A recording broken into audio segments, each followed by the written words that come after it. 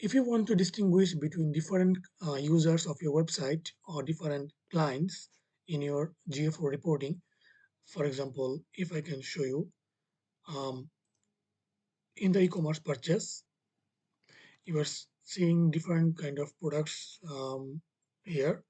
And if I just increase the report to 250, this is a demo website, so there are not many events here. But if you want to distinguish that which item was purchased by which client, or if one client has purchased more products than the other and want to add the client here, then you want to send the client ID to your GA4. You can see the cricket ball has been purchased by this client, and the same client also purchased cricket bat, but the jersey was purchased by a different client. So if you want to segment different clients in your items or item variants, and segment the client with the variants or any other thing, the item ID or brand, then you must send the client ID to GA4. You can see the client ID is here. So you can see that this product was purchased by this client, and these three products was purchased by these three clients. These are the same clients. You can see the number. So if you want to distinguish your products purchased by different clients, and determine which client bought which products, or one client has purchased multiple products or not, then you want to send the client ID to GA4. Also, if you want to use the client ID and you want to create a custom form, for example, if I'm creating a free form here, and if I want to see that which town and city was included in the event from desktop, 14 from mobile, from Dhaka, there were two active users. And if you want to distinguish different clients or users, for example, if I want to include client ID here, and if I want to use it, so you can see that from Dhaka, there are different users came to my website. Also, for example, not town and city, if I want to see which event was done by which client, and you want to get a report like this, and if I want to extend the row,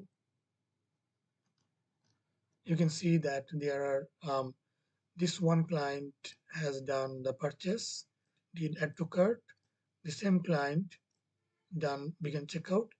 The same client had different kind of events here, and you can see different another client ID which ends with 92 has done few of the events here. For example, the client clicked, the client had a page view, the client had a WhatsApp chat click event here. So if you want to get a report, something like that, where you can segment or differentiate according to the client ID, then you want to watch this video. Hello and welcome. In this video, I'm going to demonstrate how we can use client ID with every page view event or any event in Google Tag Manager and Google Analytics 4. So the thing is that the client ID is very important to separate or distinguish between two different users. So although I'm going to show you something that even if we are not using client ID from the website's backend, for example, if I show you how we extract the client ID, I'm going to the inspect mode and then going to application. And here you can see we have underscore GA. This is the part where we extract the client ID. Client ID is basically from this number to this one, and we separate GA1.1. This is not the part of client ID. Only this is the part of client ID. If we want to understand the client ID, we have to search Google to understand a bit more. So I'm going to show you what client ID is.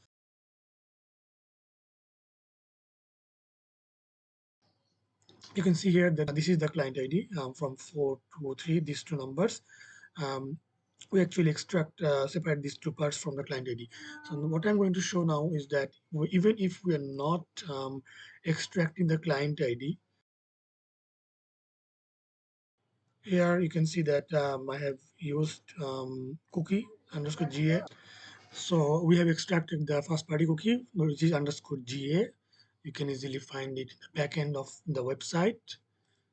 If I go again here, application, cookies, the website address, and then underscore GA. This is the cookie address containing the full part. And if you go to the variable section in any page after preview, if you go to variables, we'll see that the cookie underscore GA, here it is. You can see the full strand is collected here. Then we used another custom JavaScript code to extract the client ID. So you can take a screenshot of this code, or I'll be giving you this code. So this is the client ID, which is, if I can show you client ID, this one, you can see the number is here. So what I'm going to show you is that we can find the client ID in the um, explore section. So client ID is basically automatically collected from Google Analytics 4. So you can see here that there is no client ID here in the user properties or in the parameter, but client ID is automatically collected in the user explorer. If we open this, you can see that lots of client IDs are collected automatically, even we didn't store those things or used client ID. To give a more better example, I'm going to show you with another website where I didn't set client ID in my Google Tag Manager and Google Analytics 4. I'm going to another of my account, and if I go to the GTM to that website to that account as well, this is the demo website, and this website is tagged with this one in Analytics 4. So here you can see there is no tag except the Google GA4 tag, and there is no variable called client ID. Only the GA4 code is here, which is constant. But if we go to this website Google Analytics 4, and go to Explore section and open this, we will see that there are two users, activity collected here by default. So Google Analytics 4 collects the client ID by default. We don't have to send anything here, and we can see that what are the pages that were scrolled or viewed. So by default, Google Analytics 4 collects it. But what if we want to know that which e-commerce activity was collected from which user? In that case, we might have to send the client ID. So I'm going to the previous website.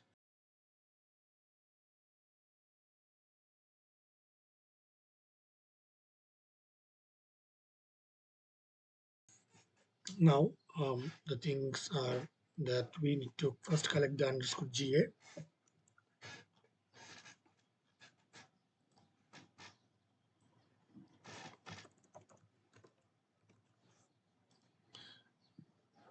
And this will be first party cookie, and the cookie name is underscore GA. Now, if we submit and preview,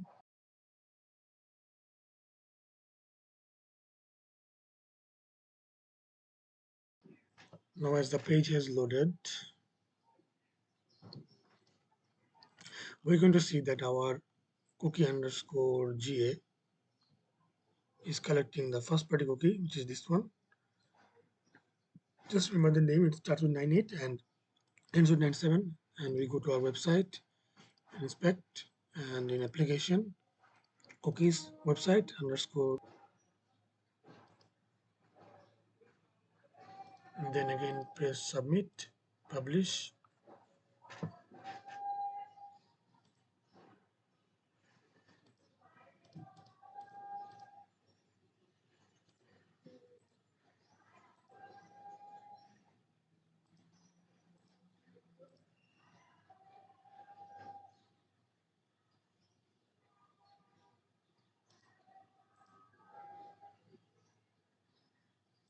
Let's preview.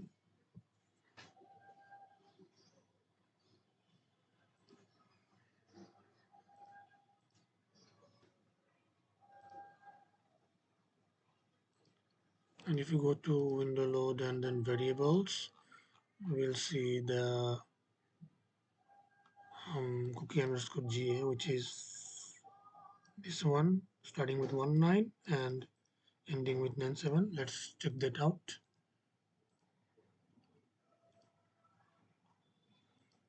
1997. Is there any other cookies? No, because we cleared the browser. Previous cookies were there, so we got wrong information. Now we have to extract the, from here to here, excluding the front part. So we need to use another JavaScript code.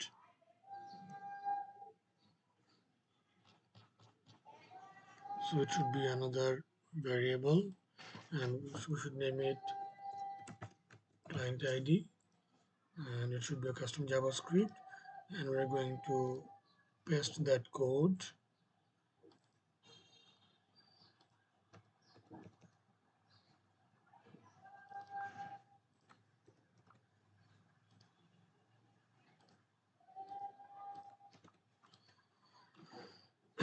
Let's save this.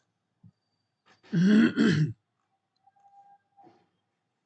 think the variable name has changed, so I'm going to update the variable name, otherwise it will take error.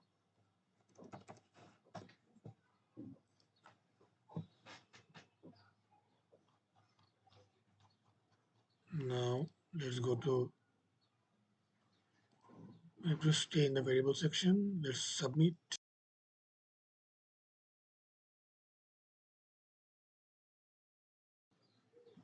Let's preview.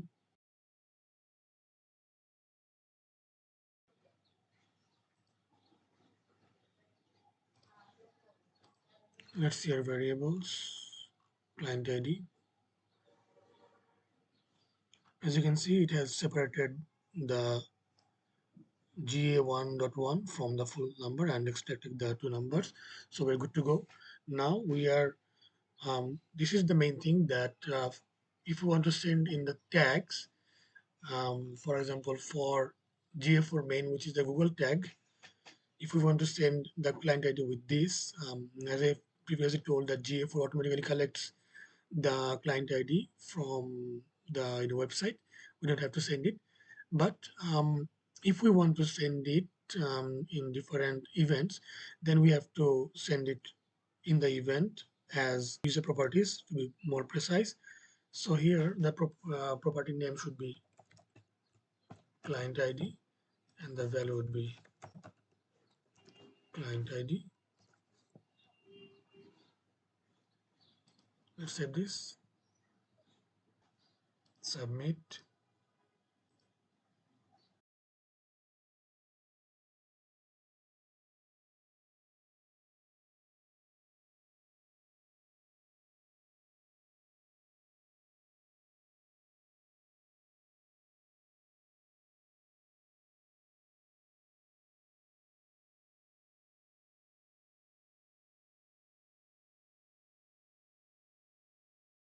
If we go to our e-commerce page and we can see that the tags fired here, view item list, e-commerce, the client ID is sent. Now let us see whether it goes or not. Two more events.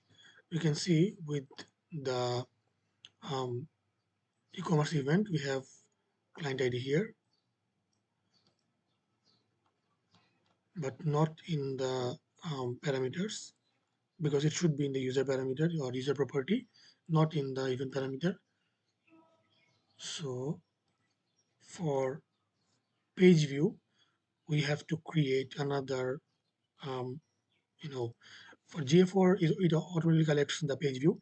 We have to make this false so that it doesn't show any page views. And we need to delete this and save this. And for page view, we need to create um, another tag.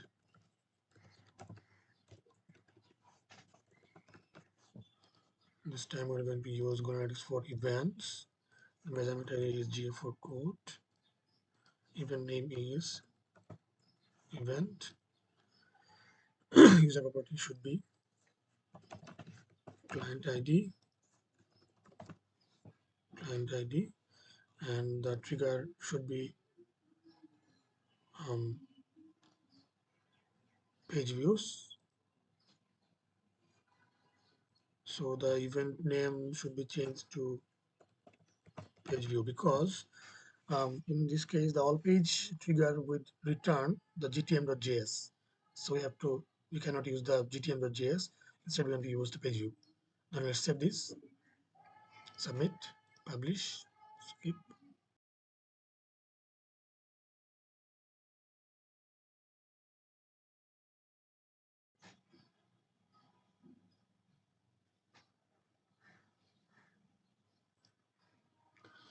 Now we are going to see two page views will come, but one will be connected, another will not.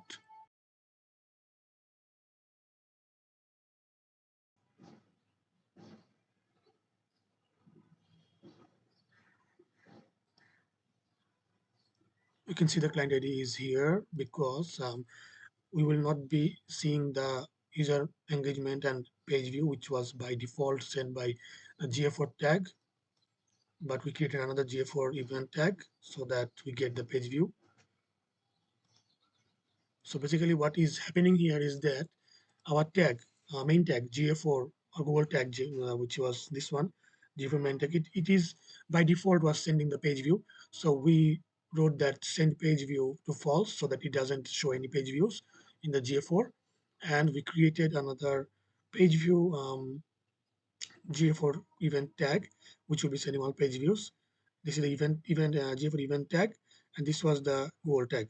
So we have just set the Google tag not to send any page views to GA4. Instead, we are using Google Analytics 4 event as the page view. This way, we're getting the page view and the client ID here. Also, if we do any e-commerce activity here, like view item list, then view product,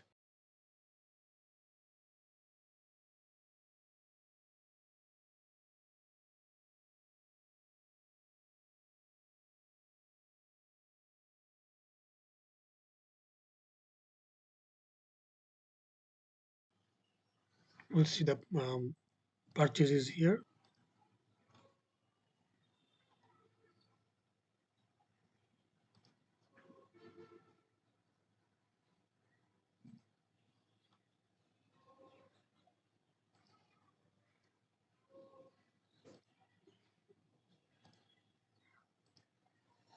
And if we go to our GA4, I have to fix that thing. We have a purchased here. And for purchase, we have the client ID. For page view, we have the client ID. For begin checkout, we also have the client ID. View item, we have client ID here as well. And for everything, we have client ID. So this was the demonstration of the client ID video. Thank you so much for watching. In the previous video, we have sent Google client ID to GA4 in the debug mode, and we have seen that here. Now we are going to see the report and send the client ID in the GA4 report by creating custom dimension. And also we're going to use a shortcut here. The shortcut would be that um, instead of writing client ID here in the user properties every time manually for all the tags, we will just use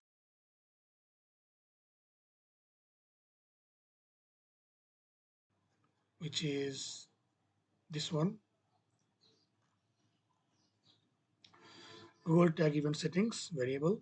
And here the event parameter, in the event parameter we can simply add the Google Analytics user properties, add property, client ID, and the value should be client ID, and we can simply save it.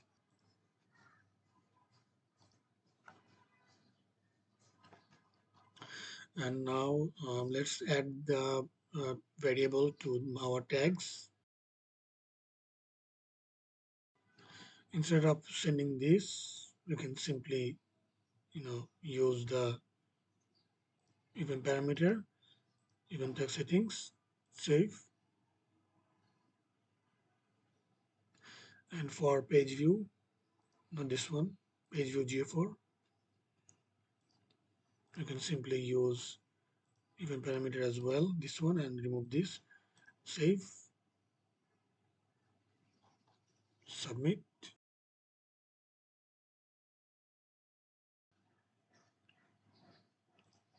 Let's preview. Going to erase the cache. Let's reload this page again. This one, close this one.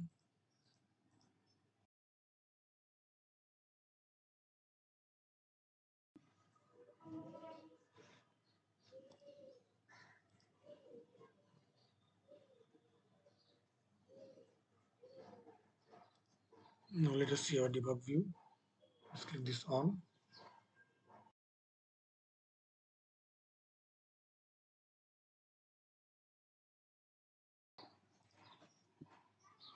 We can see our client ID is here, the reserve property. And if we make a purchase or anything else in the e-commerce thing, let's view the item. Let's purchase a product.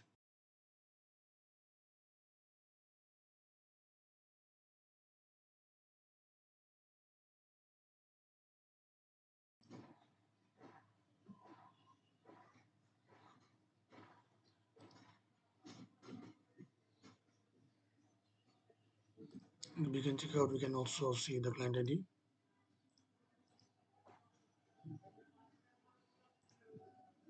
Purchase has been done here. Now let's see our GA4. You can see we have the purchase here with client ID. Now we're going to send the report in the GA4 report section by creating a custom dimension. So for this, let's go to custom definitions, custom dimensions. Now create a custom dimension. Dimension name should be client ID.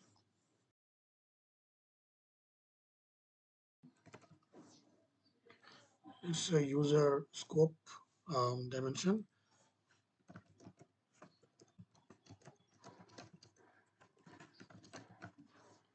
and select the property is client ID. Now let's save this. It takes time to show in the report, so we're going to wait for this. So after 24 to 48 hours, we are getting the client ID in our GA4. So let us use that as well. If I go to e-commerce purchase, and we are seeing different kind of items here, item name. And if we want to see which client bought which product, we can simply use the client ID here. And you can see that the client ID is here against the item name. So the cricket ball and cricket bat was purchased by the same client. And there is one item view, 3 add to cart, but purchased 3 items as well. And the total revenue is this one. But the Jersey Bangladesh product was purchased by a different client, different user. So we're getting the client ID. Also, if we go to explore section and we want to create a free form report, and now in the dimension section, if you want to see the client ID, remember the client ID will not be available for 24 hours after the creation of the dimension. So after 24 to 48 hours, the client ID will populate here. If we double click the client ID, we can see that the town city is Dhaka and this client is from Dhaka. This is another client, different client, who is also from Dhaka, and there are different clients who are coming from the same city. Unfortunately, Coffee Bill did not have any client ID because the client ID was created after these two users came on the website. So if we want to get this kind of data as per the client ID, we have to extract the client ID and we have to send it to GA4 with every event. For example, purchase, begin cart, begin checkout, add to cart, etc. And we can get a different client and we can differentiate the location of the client or the event name of the client, which event was done by which client. So let's remove this or let's extend the rows here because not all the event had the client. So you can see that client ID has started to flow from this user. The purchase, add to cart, begin checkout, same client here, and from different another client, which is 992, has done WhatsApp button clicked. This is the way we want to use client ID to distinguish between different events or different location. Thank you for watching the video.